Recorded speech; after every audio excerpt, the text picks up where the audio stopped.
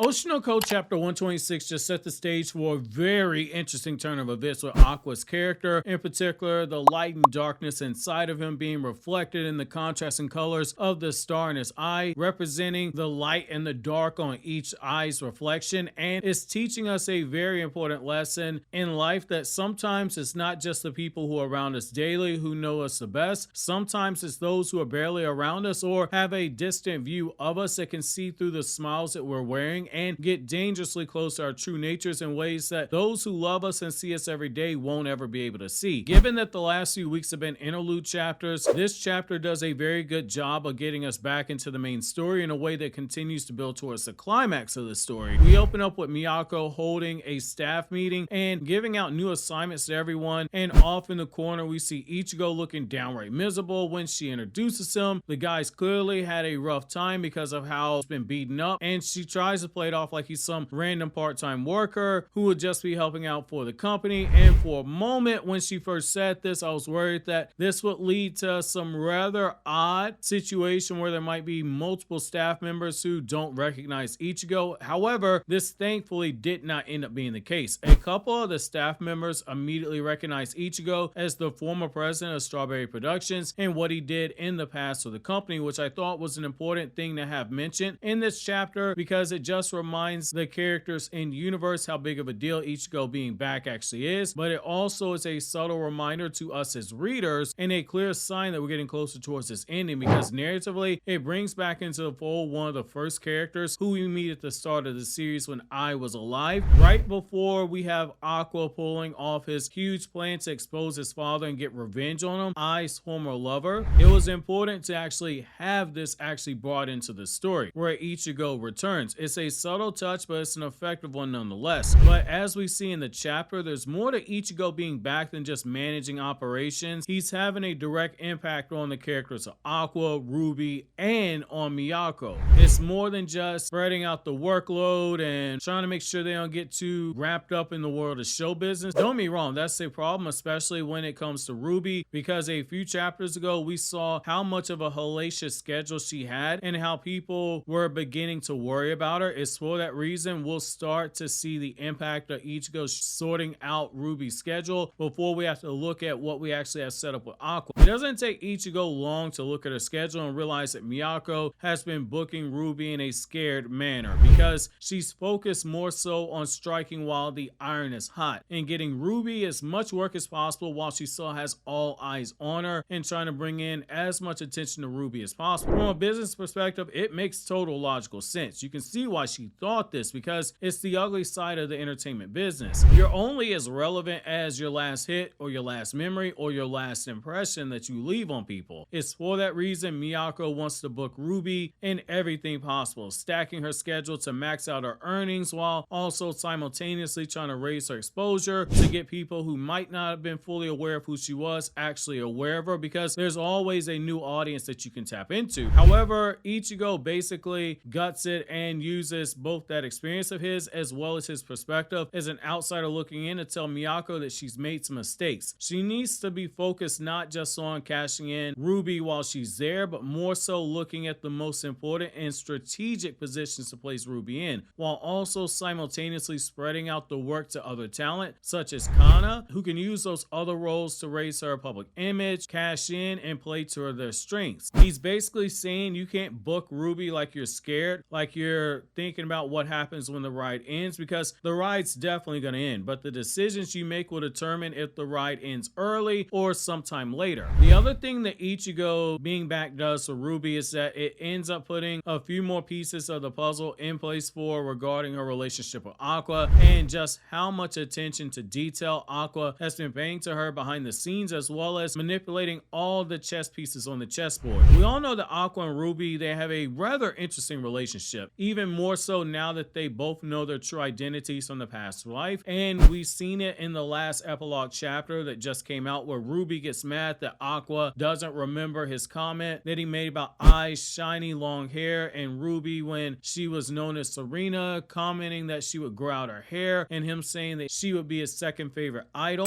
Their relationship has gotten closer because of their shared history, both in this current life as well as their past life. But through Ichigo, Ruby is able to to see Aqua in a different light, because she learns that all those times that she thought it was Ichigo who was going out the kindness of his heart to give her work, it was really Aqua who had been looking out for her in ways that she didn't realize by planting the seeds that he did in that situation and manipulating the situations and all the interactions with Ichigo and Miyako so he could play the long game. Ruby just happened to benefit from it from the short term by getting the extra work from Ichigo, as well as the long term by having Ichigo return to help Miyako out and have Miyako take back over Ruby's management. We see just how far ahead Aqua was thinking. It's really impressive. Getting Ichigo to go to that bar and get in the habit of going there, also he could eventually get Ichigo and Miyako in the same place to bring them back to the company. However, what Ichigo does not tell Ruby when she's blushing while she thinks about Aqua is that he's worried that Aqua might have gone from being on the precipice of breaking to just being full on having broken altogether. Either outcome, it isn't a good one, but it's actually brilliant writing when you sit down and you think about it, because everyone was so worried about Ruby being overworked that they didn't pay enough attention to Aqua, and Ichigo being removed from the situation as long as he has been. Now that he's back in the fold, he's able to see things that everyone doesn't, and it's here we see Aqua with that depressed look on his face. We can see that he's clearly carrying something that might seem like it's impossible, a heavier weight on his shoulders than he did at any time when he first came up with this plan to get revenge or Ai's death.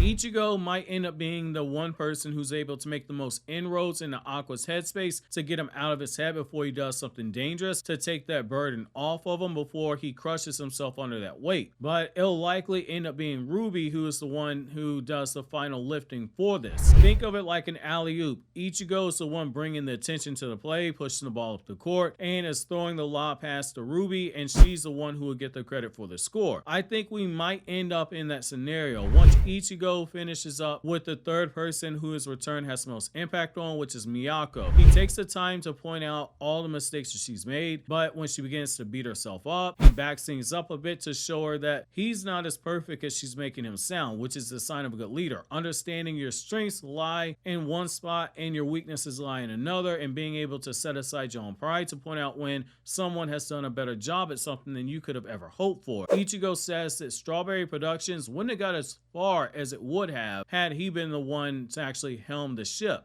but that this is all something that Miyako needed to feel proud about for getting things this far. And I'll take it a step further. It's a sign that she's actually realized that she needed Ichigo's help. She swallowed her pride and took his help so she can go back to her strengths, and the two of them can work together to take the company to that next step. However, before they can take that next step, they got to save Aqua from himself, and the way that Miyako is drawn is our sign that this is something that she might have been aware of this entire time, but was trying to hold out hope that her instincts are wrong about Aqua. The emotion conveyed in that one panel breaks through in such a major way that you don't really even need to see the speech bubble about Aqua, but it's still something that serves as an effective cliffhanger to take us into the next chapter, because it's clear in my opinion that Aqua is going to have some hurdles in his way if his plan is still to achieve revenge through sacrifice, which would leave Ruby behind alone and it would crush her. Or if Ichigo's able to mount that intervention to force Aqua to find another way that doesn't heartbreak, which is why we might be seeing these two different colored stars in his eye, one dark and one light, to show the confliction of his soul. And that's actually going to be my chapter question for you guys. Do you guys think that Ichigo can pull this off? Can he save Aqua from himself? While you think that over, click here to watch these other Oshi No Ko videos.